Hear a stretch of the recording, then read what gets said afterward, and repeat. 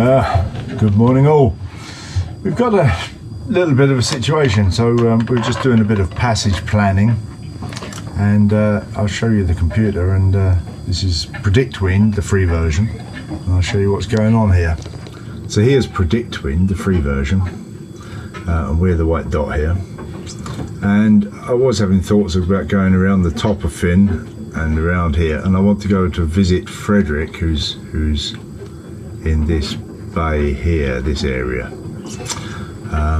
But when we look at the weather, let me just bring that back over a little bit, and when we scan through, it's all right up to the weekend, no problem, and then then it starts to get, you know, that's not shocking, but well, none of it's shocking, but it might be a bit of a handful. That is starting to look a bit more serious. That is ongoing, and there's another one coming through there, I think, a little one there. Let's try a different model.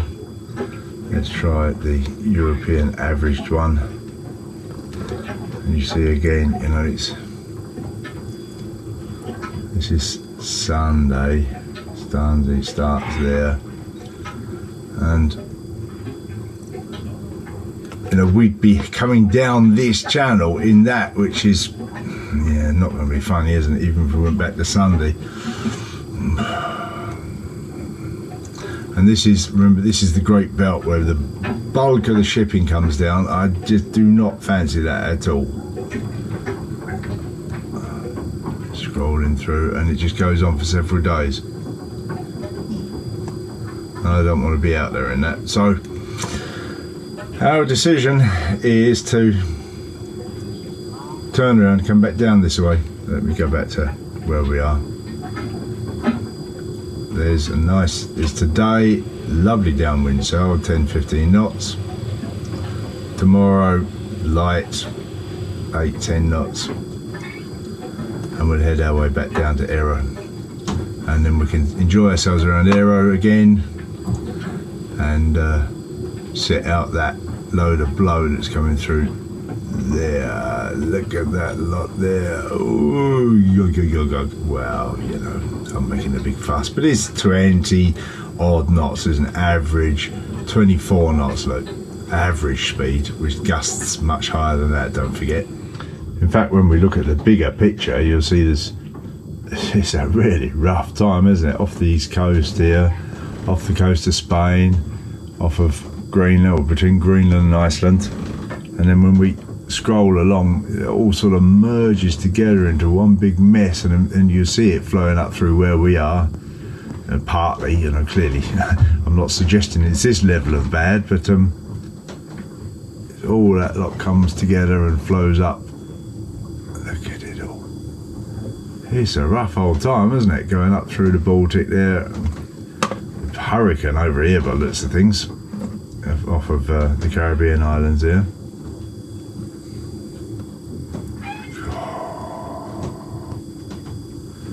It's a rough old time. Look at this one forming here off the coast of Ireland there. And that one, you know, that's clearly the worst one down there, off the east coast of the US. Yes, good time to be holed up somewhere safe, I think. So, we just had a lively-ish exit from the marina, hey? And we're crossing the shallow bit just outside of Assens, and then we're going to turn off and run. As I said, the wind forecast in a couple of days' time is not good, and we've got a lovely downwind run back to Ærøskøbing, or in that direction today. We're going to see how that goes. Head back in that direction. We know we can enjoy ourselves there and be safe. So that's our decision. And at the moment we've just got the foresail up with one reef, and we're doing about 3.5 knots, and we're just out of the shallows as well, so we can turn off and run, see what we're doing then, and see what we need in the way of sail after that. How's that sound, Eves? Yeah, sounds good. Sounds like a plan. Let's do it. 2 reefs in the main, 1 in the foresail. And as you see, to all intents and purposes, 5 knots. That's just fine.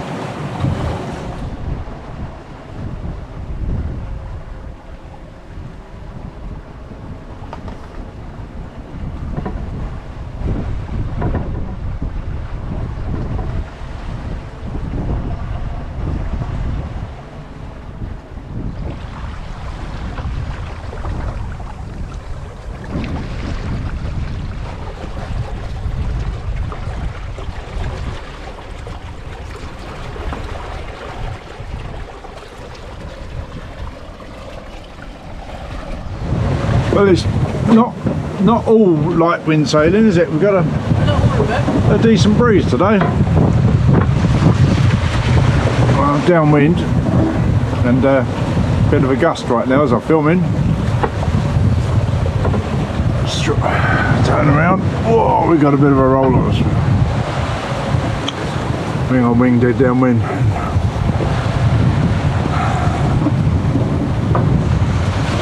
Flying along, aren't we, EB? What are we doing? 5.5. 5.5, touching up to 6 on occasions. Nice sandwich? Excellent. Well, the rain is just stopping. It's been raining for the last couple of hours, hasn't it? Yeah, most of my clothes are soaked. Yeah, it looks lovely behind us. Blue sky, but it's unfortunately we're going downwind, so we're going in the same direction as the clouds, and we're going pretty much the same speed. Sailing along in the rain. Well, the sun's out. Cheered the old place up. We're flying along. Been a great day sail, hasn't it? We're not there yet. We've got about 8 or 9 miles to go. But it's been really good sailing today. Really good sailing. Thoroughly enjoyable. And now it all looks blue and pretty.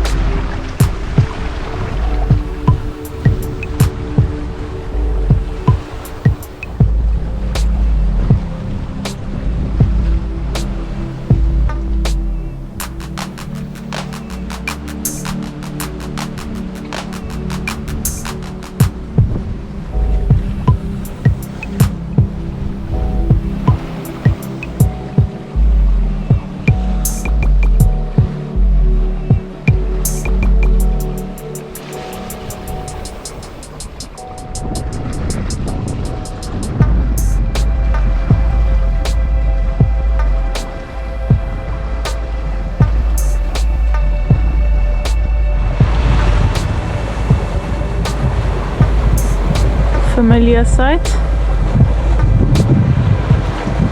Yes. 5 knots.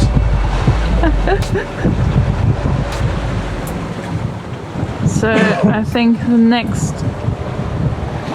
option is to go around the outside of that headland and anchor outside of the town.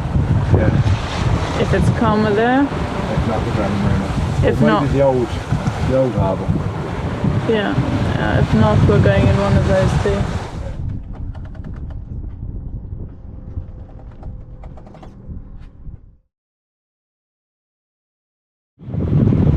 So we're motoring very gently into the marina. Next week, strong winds all week. You may hear that from a few channels, I suppose, but looks like we'll be here for the week now, really. Yeah, it's a sensible thing to do without question. So we'll stay here and enjoy ourselves in Ærøskøbing. There's worse places to be holed up, that's for sure. Yeah, it's beautiful today. Tomorrow's supposed to be sunny. Maybe we can take a wander over to the beach and have a swim. Be okay, yeah? Yeah. Be interesting to film us going into the marina if I can, but it's very tricky because obviously we're both very busy, just being 2 of us, and have these things in the marinas called well, well, in German they're called Dalben, well, they're sort of, you know, pilings. So we go in bow to the dock, and then we have to get 2 lines aft onto the pilings.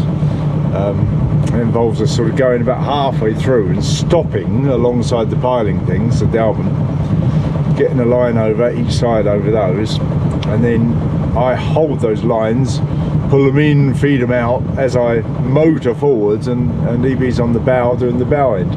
It's pretty full on with just 2 of us, and obviously even more so if you're alone. But I'll see if I can film it, but it's going to be tricky to film with just 2 of us. We're both very busy.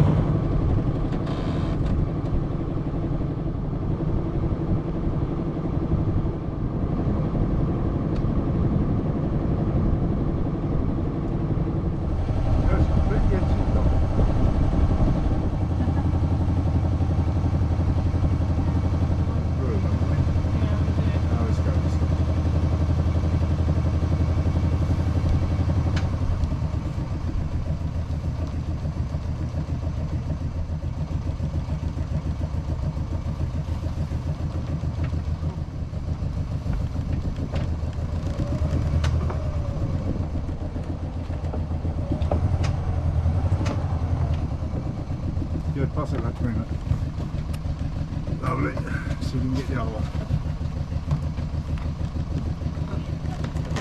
Can you get that? Yeah.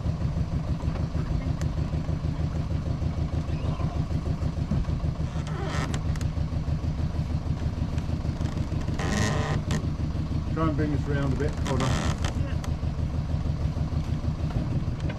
Do you like them help? Yeah, just a minute. Coming round. Coming round.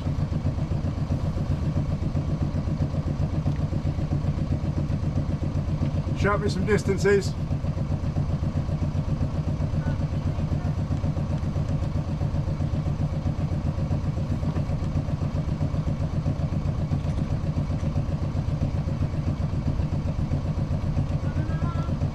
Can't hear. 1.5.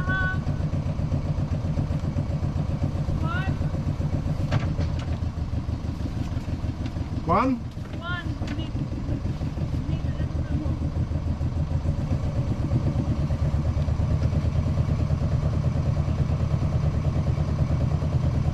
Go ashore when you can.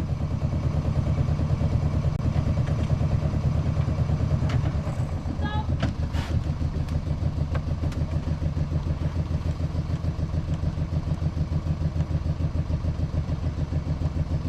Well done. Just drag us over a little bit. Nicely done.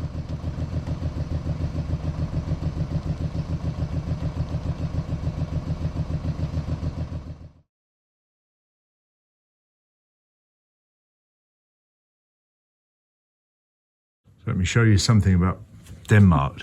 This is the marina in Ærøskøbing, and it's very delightful. And of course they have showers and toilets like everywhere else.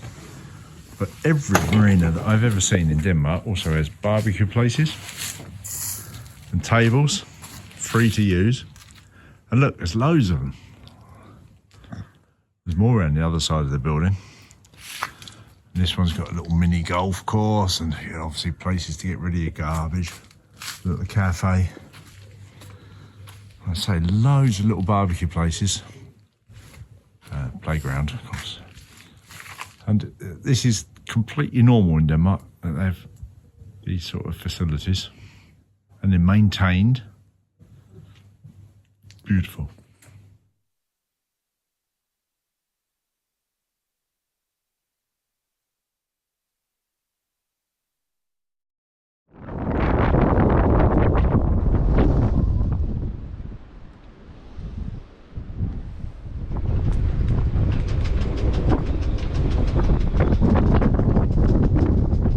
Water is about 60 centimetres lower than it normally is. You can see the normal watermarks on the dock here, and the wind's just blown all the water away.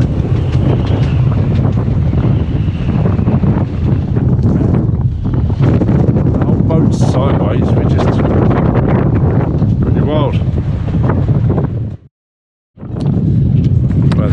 strong winds are over. Still a bit of a breeze, but the strong stuff's finished.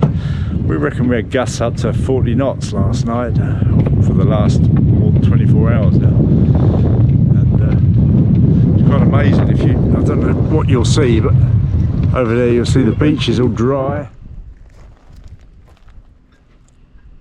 Where's all the water gone? And the water in the marina is really low. And there are no tides here, so this is, oh, no tides to speak of at least. So this is the wind basically blowing the water away. It's quite incredible.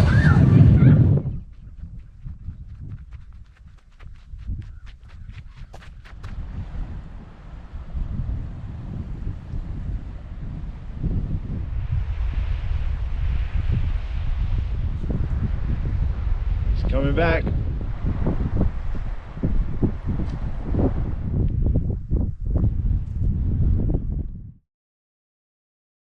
Well, here we are, down below. A few words about the boat. She's a 32-foot Jay Benford designed sailing dory that I built myself, as you may well know. It took nearly 6 years, almost 6 years to build her. At the moment, this phase is all about testing her, sailing her, and living aboard and working out what I need to improve this winter before we set off on longer voyaging. That's very much the intention. So, 32-foot boat, and perhaps not everybody's ideal, and I did indeed myself originally consider the 36-foot version of this, and then after some consideration decided this was big enough. One of the major considerations, as you may well know, is that the bigger the boat, the more expensive it is in terms of mooring. To build it, significantly more expensive the bigger it is, and then the upkeep and the mooring and everything. So economically speaking, a smaller boat is better. And you need to find, and I needed to find, a compromise between the economics and the comfort. It needs to be big enough. It was originally intended for two of us to live aboard. And yeah, so what we've got in here is, and I'll pan the camera around a bit and show you a few things now. So we've got the V-berth, which is big enough for two people to sleep in. Plus, over here, the quarter berth, a good size quarter berth. Now, the quarter berth isn't in the original plans. It's my adaptation of the plans, but it works very well. That's where Elizabeth's been sleeping, and it's a good, wide, and very long, comfy quarter berth. Works well. Then obviously we've got the galley area, which is basically a kitchen, and is functioning well, very nice. And then back here, the saloon area, which is your lounge area. Nav table is sort of incorporated into that, and the switch panel. And then in here is the bathroom, the head and the heads, depending how you like it, toilet and. But we've got no internal shower on board, so I wanted to keep the water out really. So in the event of showering on board, it would be done out in the cockpit, or obviously you go into a marina, use the facilities there, or simply have a swim. Yeah, no on-board shower. But the old camping showers, they work well, they're fine. That's what we've got. So, it's simple accommodation, but I say economically sensible, and it functions. And as you'll see in the next couple of scenes, I tried to give you a bit of an impression of what it's like to live aboard of an evening. Just made a bit of dough, pastry, line this dish out with it, and we're going to fill it with some veg.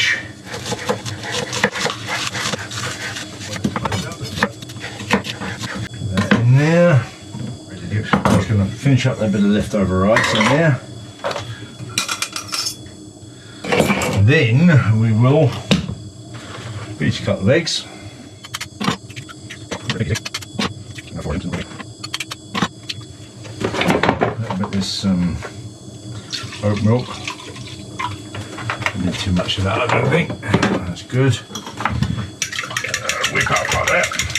A little bit of chili in there because we like chili around this part. A little bit of chili. And I think I might just put a little bit of brown coriander in there.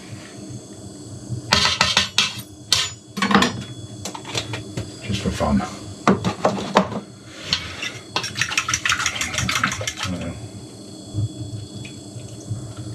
pour that on there. And some of these dried yeast flakes. There it is. It's going in the oven now.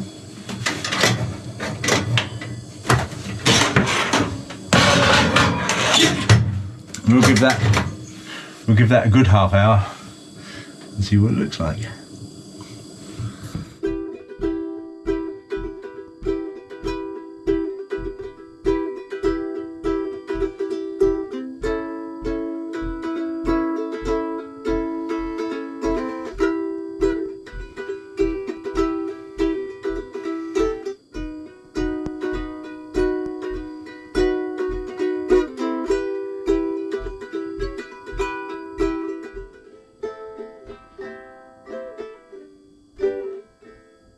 Yeah, the ukulele session, that's one of our great entertainments on board. But it's great fun just to sit here and work out tunes. It's very dark in here, but this is my, is it a quiche? Is it a, I don't know what it is, but it hasn't stuck at all. That's lovely.